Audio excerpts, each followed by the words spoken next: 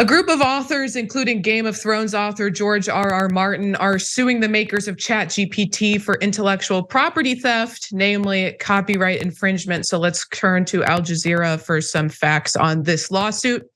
The proposed class action lawsuit filed late on Tuesday by the Authors Guild joined several others from writers, source code owners, and visual artists against generative AI providers, in addition to Microsoft-backed OpenAI. Similar lawsuits are pending against Meta platforms and Stability AI over the data used to train their AI system. So essentially, the contention is that these AI sites are scraping data, including full text copies of the author's works, to train their AI. Those books are obviously copyrighted material. And so the authors are arguing that ChatGPT should either use books that are in the public domain or have paid the licensing fee to be able to use their books to train the AI. Now, the AI organizations, the companies, are alleging that it's fair use.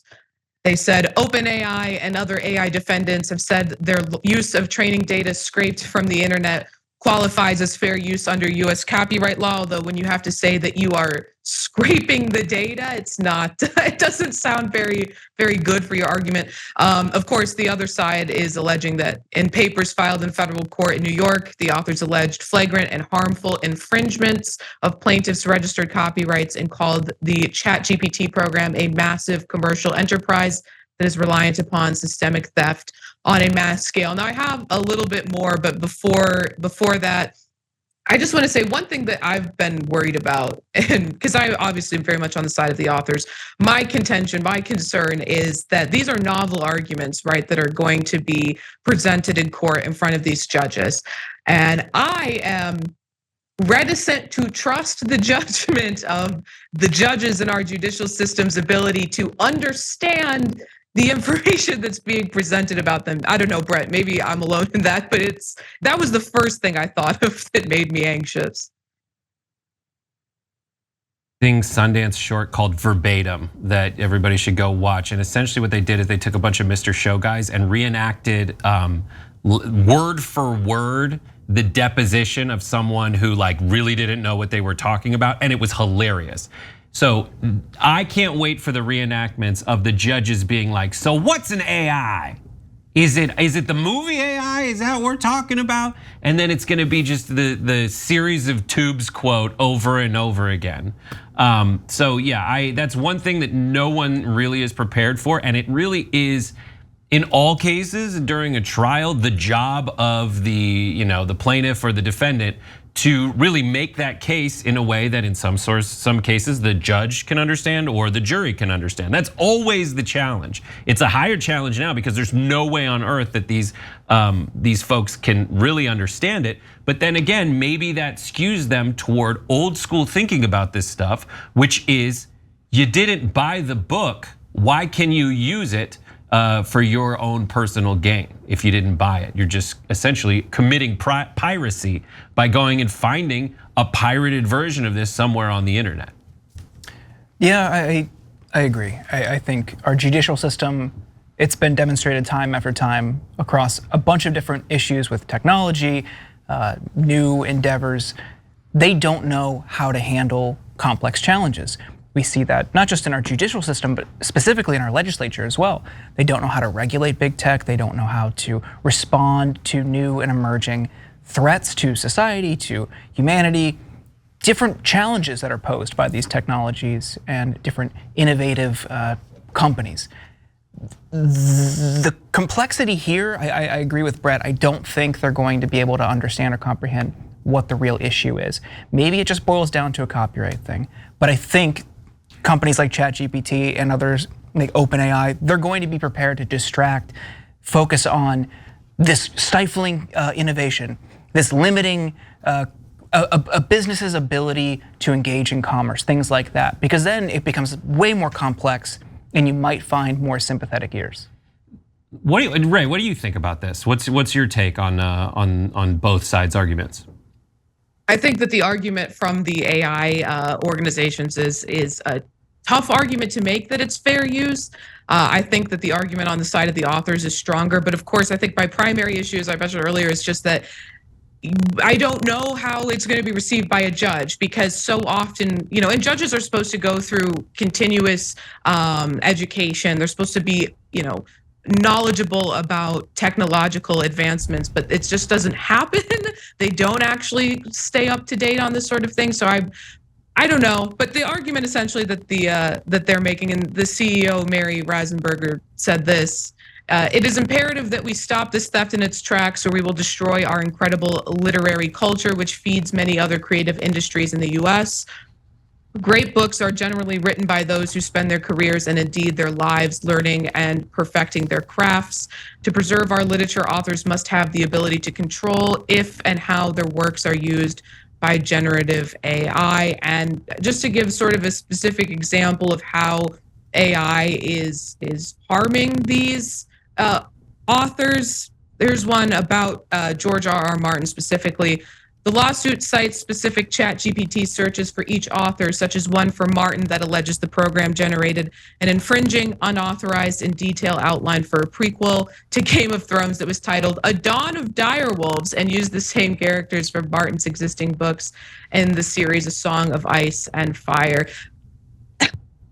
I'm sorry, just the name got me, because these AI, they're always pitched as being like the next step in creativity, but they're not creative. They're not capable of being creative. All they're capable of doing is consuming the creativity of an actual person, of an actual creative individual, and then regurgitating it in a way that is legible. You can read it, but it's not individually creative, which I think is one of the issues they're going to have to confront when it comes to making that fair use argument, is that they themselves are not creating anything novel, right? So I think that that's going to be an obstacle they'll have to overcome. So here's my point where I'm like, the only argument that the writers have is that the AI is not paying for it to begin with. But my argument is every writer does what AI is doing.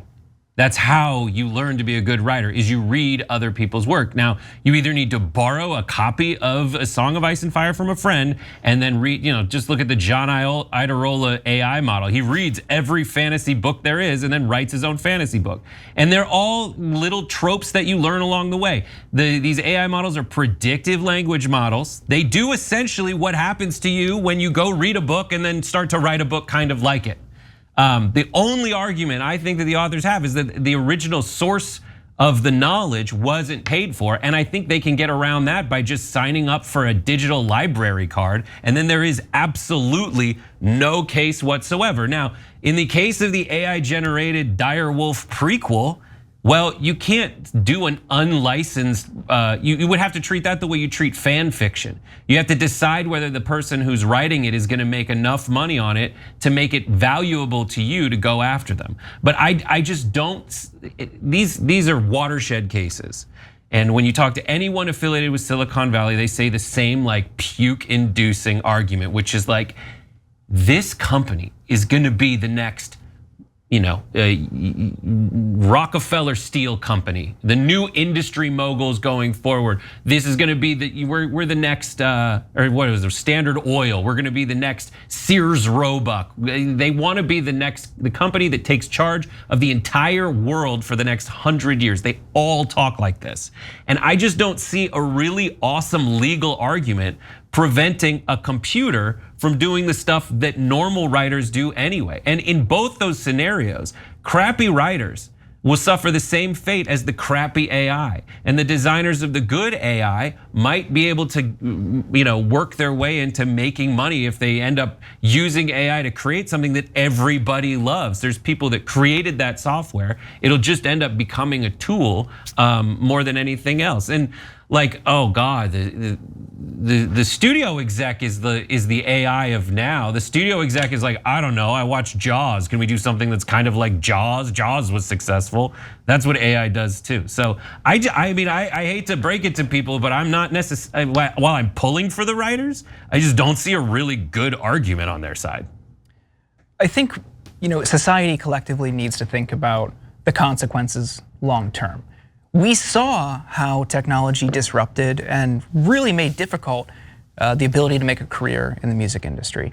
And you need to separate who is filing this lawsuit and the major players involved with the downstream consequences, right? When some of the music industry took on Napster, Lars Ulrich of Metallica became the villain. He wasn't the best messenger, but as time has shown, he was right. He was totally right. Now we're in an environment where artists make next to nothing, a fraction of a penny per stream. And they barely can make, you have to be extremely lucky to make a comfortable living as a touring musician.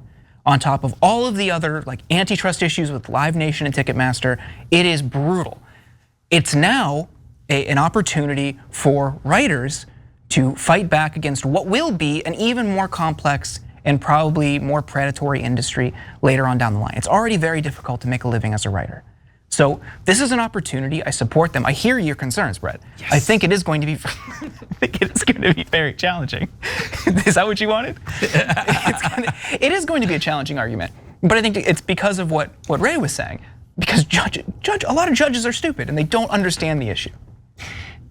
Yeah, and just quickly to that point that you were making, Jordan, one of the issues that these writers are already having to contend with is the fact that Amazon just had to limit the amount of books that can be posted by sellers at a time because they were having to, and Amazon is the biggest retailer of books in the world, had to contend with the fact that so many AI generated books were being sold en masse on their platform. So having to, already having to, being a creative and being in that industry and having to face the, rejection and the poor pay that they're getting. Now they're battling with all of these AI books being published by these organizations that have the money to just pump them out and put them on Amazon. So, I mean, we're seeing some intervention in that case, but yeah, I mean, it's gonna be a lot more. It's gonna take a lot more than that to stop this. It's definitely, it's just definitely depressing that you have to rely on